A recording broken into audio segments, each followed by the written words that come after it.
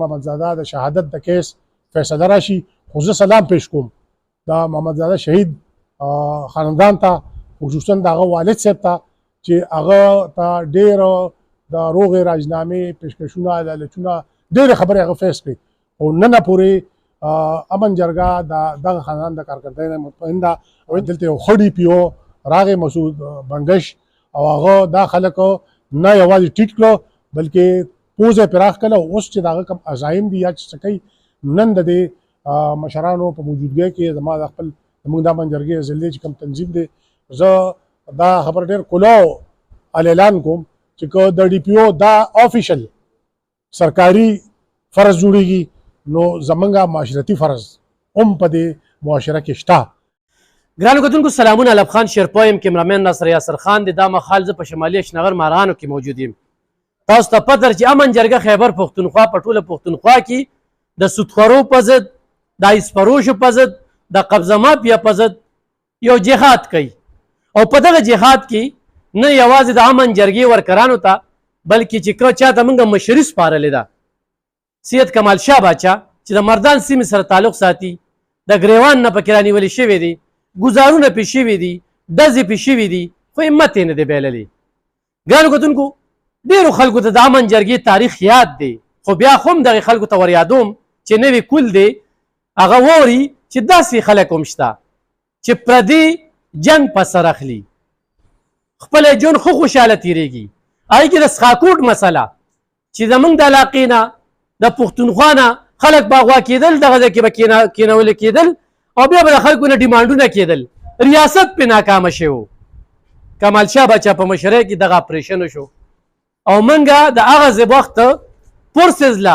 مټې شو، هغوی له هم زړه ورکه، د هغوی تنخوا ملاله کړه، پکې داسې ارامخوارو چې دغې خلکو سره ملو. بیا د دې نه پس زموږ په علاقه کې سود ډېر زیات شو. دلته به بعضې ټرانسفارمرې چې کوم دی دروازې به 5-6 پیرې خرڅېدې او هغې به ډز هم کوو. موټر سایکل چې کوم دی نو کروڑه روپو ته رسېدلی و. د هغې کورونو مخې ته امن جرګې کمال شاه باچا او د هغه ملګرو احتجاجونه وکړل، پر لتې وغځولې. نن الحمدلله دا نه وایو چې ختم شو خو سودخواره پټ دي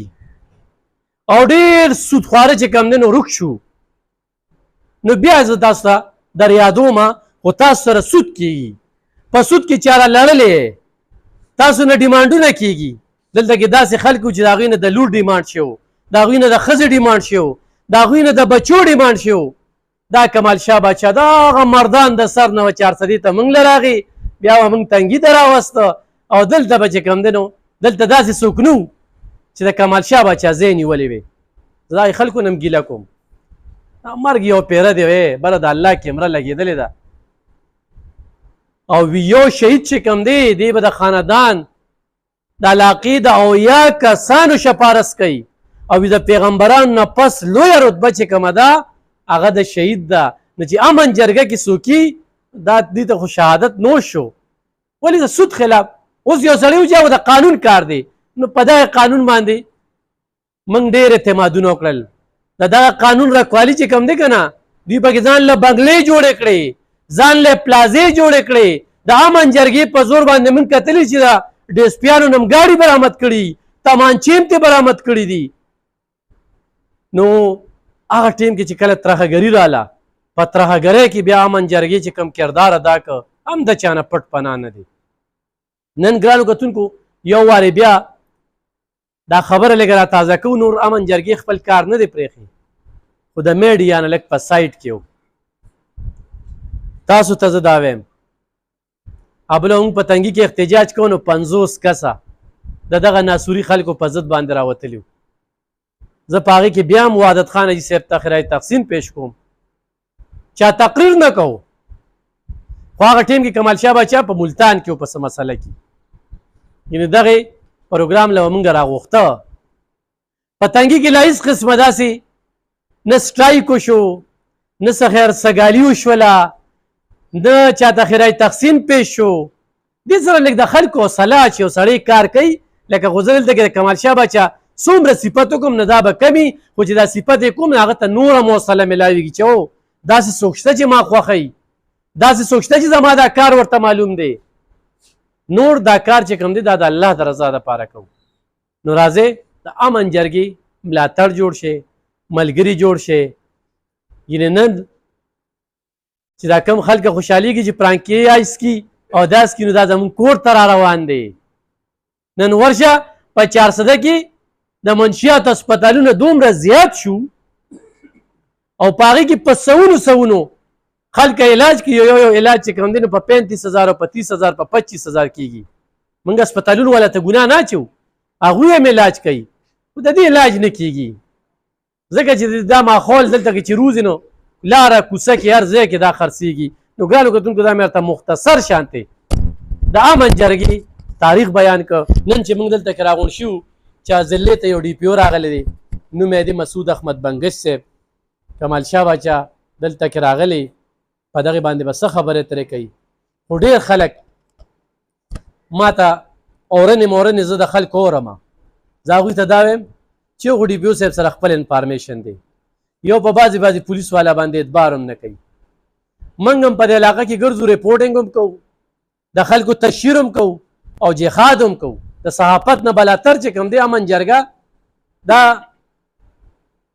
دا ډېره ګرانه ده امن جرګه کې چې څوک ژوند کوي یا دې کې پاتې کېږي نو ډېره ګرانه ده او الحمدلله د شورو نه ملګري یو او دغه څښاکوټ به موږ ته یاد راته نو موږ متاثره شو چې یاره داسې یو سړی په دې پښتونخوا کې شته چې پردي جنګ په سر علي موږ به یریدو چې څښاکوټ ته به خلکه تښتوي نن هلته کې امن دی نو ډېر خلک دا وایي چې یاره د پلانکي اشتهار وکړو د پلانکي اشتهار وکړو نو خو تاسو نرانې نو ما پس یو ویډیو کې د پلانکي له چې دا ویډیو کړه نو دا پوډري دی د پلانکي له چې دا تشهیر وکړو زه په دې له خوشحالېږم اوس موږ ته پته نه لګي چې چا په تندي لیکلې ده او چې ما ته چا پته لګي نو نه د هغه وبس کم نه حجرې ته ورځم نه ورته اجیر یم نه غم خادي کوم دا زما خپل دغه دی او دغه شانتې هلته څومره سپین ږیرې ناست دي دا چڼ شوي دي دا کمال شاه باچا چڼ کړی خلک راوستي کمال شاه باچا به اورو او دا دوی چې کومې خبرې کوي دا د اوس نه کوي د کلونو راسې کوي نو مټې جوړې شي ملګرتیاوې کې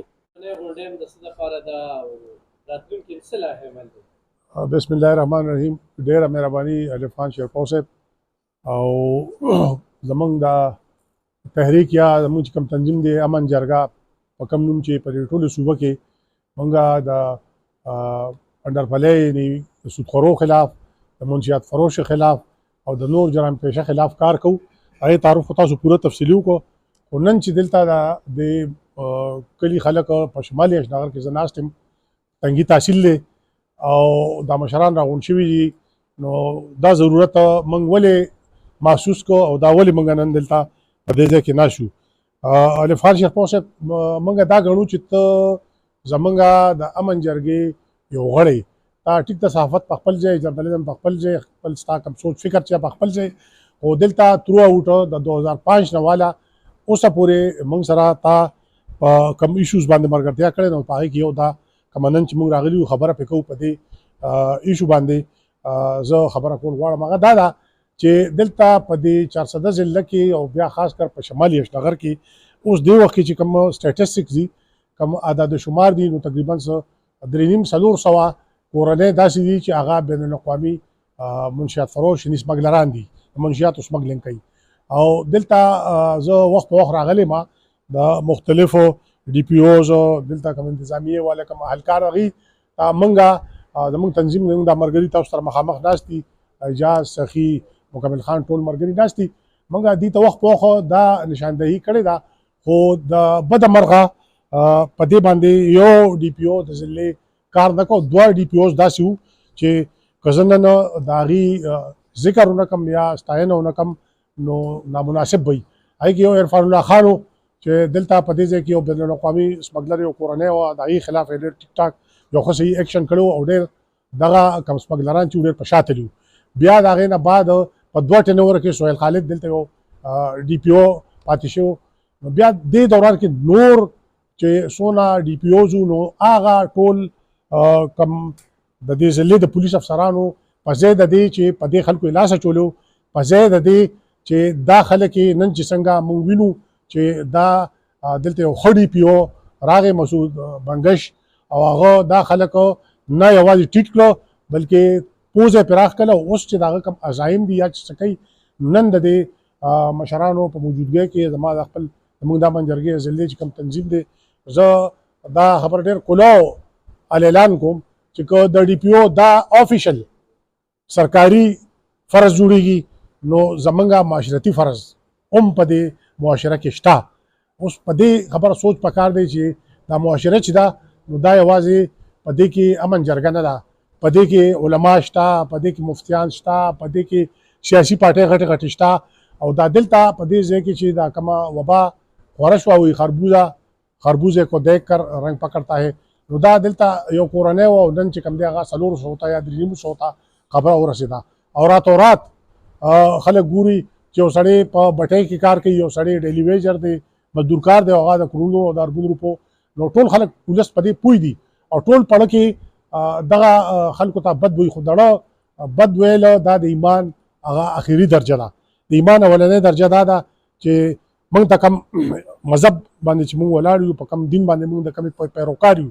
هغه دا ده چې برایي ووینې. اولنۍ درجه د ایمان دا ده په لاس روکاوې. دویمه درجه دا ده چې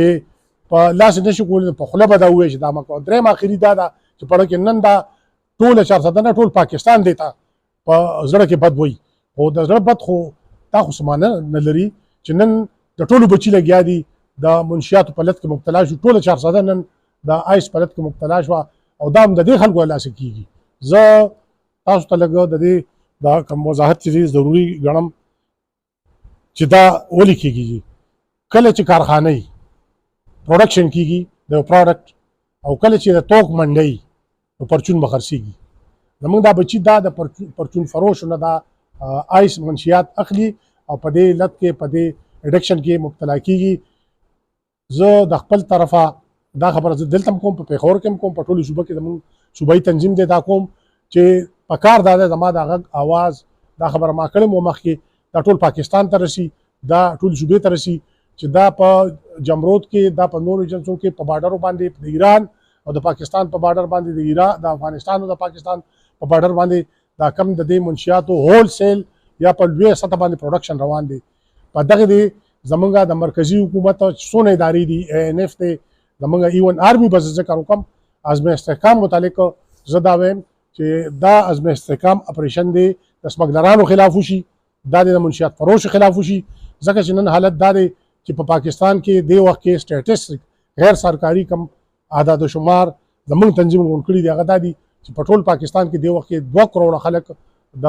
منشیاتو په لت کې او په دې کې بیا 80% دا د آیس په لت کې مبتلا دي. نو چې کله داسې دونه یو غټه ریشو جوړ شي او دونه خلک په یو داسې لعنت کې مبتلا شي چې د هغې نه ریکوري هم نه کېږي او د هغې نه بلکې ټول خاندان اغېزمن شي، تباه شي. نو زه دا یو مطالبه د خپلې ضلعې زموږ چې کوم دلته DPO دی کوم چارواکي دی د هغه نه خو موږ ډېر زیات مطمئن یو. راغلی نن موږ بیسیکلي د دې دپاره دا خبرې پکې ما لګې آوټ اف کنټیکسټ هم وکړئ، خو بیسیکلي دلته راتلو نن کوم مقصد چې دی زموږ دا دی چې دا DPO چې دی نو دی موږ نه پېژني، موږ دی نه پېژنو، خو کوم کار چې کوي نو ډېر ټیک ټاک کار کوي او دله الله تعالی نور هم توان توفیق ورکړي او همت ته ولې خدای پاک ورکړي چې دې دا کار نور هم تیز کړي او دا چې دي دا منشیات فروش که بین الاقوامي دي او که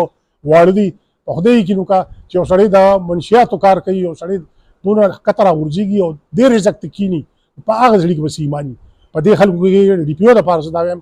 چې که سیاسي خلک د دې سپورټ کوي که یا نور خلک د دې نو یو خو دغه دی چې د دغې موږ ډېره لویه غندنه کوو. دا DPO د 400 چې دی دته دا وایو چې ټول خلک شاته شي وروستو شي. نو امن جرګه نن زه دلته په دې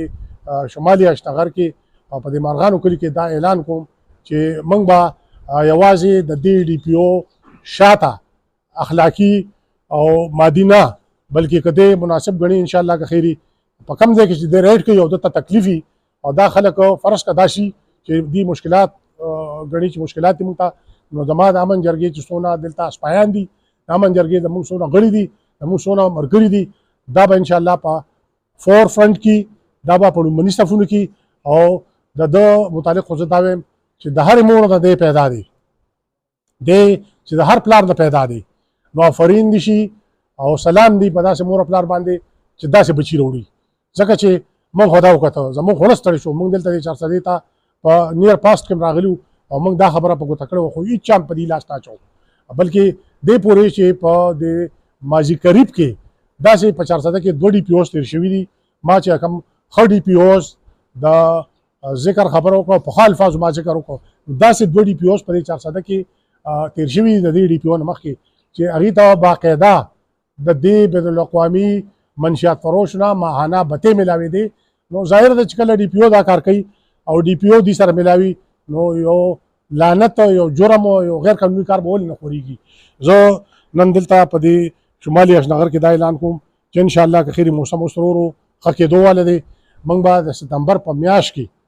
دلته په 400 ضلع کې د دې DPO د دې ښه کار او د دې شاته ودرېدو دپاره موږ په دې علاقه کې انشاءالله یو ډېره غټه غونډه به کوو ځکه چې دا موږ یوازې دعوې نه کوو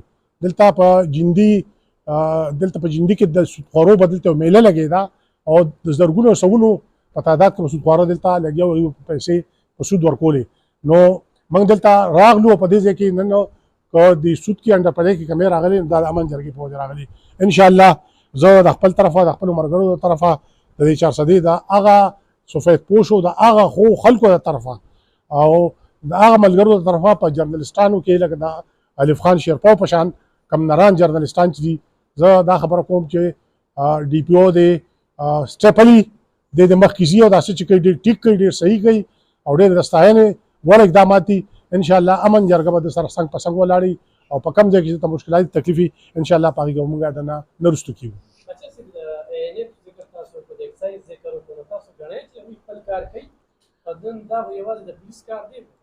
دا جدا داسې ده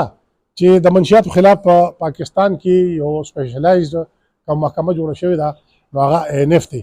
خو تاسو ته پته وي موږ ته چې کوم انفارمیشن دی نو د INF د انټیلیجنس ایجنسو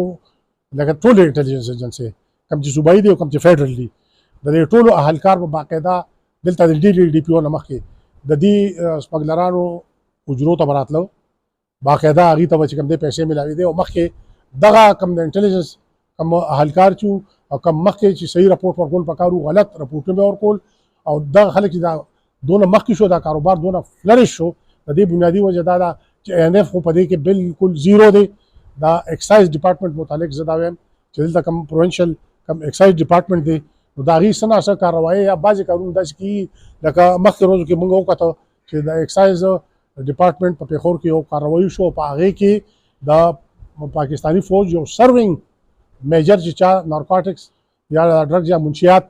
دا د دې سمګلینګ کو او هغې ونیول د ایکسایز کم پېښور کې چې کم سټاف دی یا کم دغه هده پورې کاروي INF خو مکمل په دې سلسله کې فعال دی زه د خپل طرفه دا خبره کوم چې دا کم محکمې چې دي پولیس INF ایکسایز ورسره کسټمز دا درې واړه د دې یو سیل جوړ شي په ملکي سطح باندې بیا په صوبایي سطح باندې او دا تجویز هم پیش کوم چې د موجوده DPO خپل ورت یا خپل هغه کم دغه چې کم کار و هغه ثابت کو د دې صوبې دپاره د انټي نارکوټکس یو سیل جوړ شي او دا د چیف منسټر د مخه اعلان هم کړو او د کومې څلور محکمې چې ما ذکر وکړو په د هغې په شمولیت باندې ایون آرمي دې په دې کې شامل شي او په دې صوبه کې دې په کوم ځای کې چې دا پروډیوس کېږي په کومو بارډرو باندې چې دا راځي د دې مسعود بنګش په مشرۍ کې د دا سیل دلته په دې صوبه کې لانچ شي او صرف 1 پوینټ ایجنډا او یو ټاسک چې په دې صوبه کې د منشیاتو خاتمه شي زما په خیال ډېره غټه بهتري به راشي او دا ټولې څونه محکمې چې ما ذکر وکړو نو په ځای د پریونشن دا مخنیوي دا ټولې محکمې د سمګلرانو سره منشیات فروشو سره انټي سوشل ایلیمنټ سره ټول سره ملاوي نو په دې وجه دا کاروبار نورم سیوا شو فلریش شو نن انشاءالله داسې یو صورتحال کم از کم د 400 عوام لا زه دا مبارکي ورکوم دا الله تعالی په دې 400 رحم وکړو دا الله تعالی په دې 400 ډېر لوی کرم وکړو دا د دې په بچو باندې خدای پاک چې کوم دې رحم وکړو چې داسې یو DPO نن 400 ته راغی چې نن هغه لاس اچولی دی او لاس هم ډېر ښه ټیک ټاک هغه اچولی دی په دې کې چې کوم عوامي سپورټ پکار دی مرسته پکار ده انشاءالله که ټول خلک رستو شي امن جرګه به چې کوم دی څنګه حسب سابقه په میدان موږ د دې برایو خلاف ولاړو، د خو افسرانو سره ولاړو، په دې کې به موږ انشاءالله د سره څنګ په څنګ ولاړو. امن جرګې یو وګړی محمدزاده شهید د هغه باره کې څه وایي چې هغې امن جرګې څه وکړل د دې وخت څه روان دي؟ امن جرګه په سخاکوټ کې د غوا برای تاوان د 2005 نه والا تر اوسه پورې بیا دغه کې منشیات موږ په دغه کې جنګ کړی دی. کار په دې کې زموږ یو ملګری چې هغه جرنالیسټ مو، هغه هیومن رایټ اکټیویسټ مو، هغه زموږ د امن جرګې غړی مو، هغه دغه کې د منشیات فروشو خلاف او همدغه فیملی چې کوم غواګانې به کولې یا نورو جرایمو کې هغې کړو، هغې د منشیاتو کار شروع کړو. نو د بدقسمتۍ نه محمدزاده دغه خلکو شهید کړ او د هغه ټرایل دا په 8 نومبر په 2021 کې دی شهید شو. محمدزاده په سخاکوټ کې ماښام 8 بجې او بیا امن جرګې ډېر ښه یو برپور تحریک وچلو. د هغې په نتیجه کې چې محمدزاده د چا په سازش باندې هغه شهید شو، بیا چا چې ډس کړو او د کم په دې کې نور داسې خلک وو چې هغې کړو، هغه وخت چې کله موږ تحریک په سخاکوټ کې چلو، هغه وخت دا د ملکنډ ضلع انتظامیې دا 2 کسان، د یو نوم زبیر دی، د بل داود نوم دی او بل کوم د چا په ایما چې شو نثار، دغه گرفتار شو. د هغې کیس دې وخت کې چې کوم دی انډر ټرایل دی، سماعت مکمل شوی دی، ګواهان ټول عدالت ته مخامخ شوي دي او انشاءالله زموږ د عدالت نه پوره دا توقع ده، موږ دا یقین لرو انشاءالله مډ ستمبر کې به د دې محمدزاده د شهادت د کیس فیصله راشي. خو زه سلام پیش کوم د محمدزاده شهید خاندان ته، خصوصا د هغه والد صاحب ته چې هغه ته ډېر د روغې راجنامې پیشکشونه لالچونه ډېرې خبرې هغه فیس کړي او نن پورې امن جرګه د دغه خاندان د کارکردګۍ نه مطمئن ده او انشاءالله دا ټول پاکستان به دا ووري انشاءالله چې د محمدزاده په قتل کې، د هغه په شهادت کې کم خلک کړو، انشاءالله عدالت به موږ له انصاف راکوي او باقاعده انشاءالله سزا کېږي.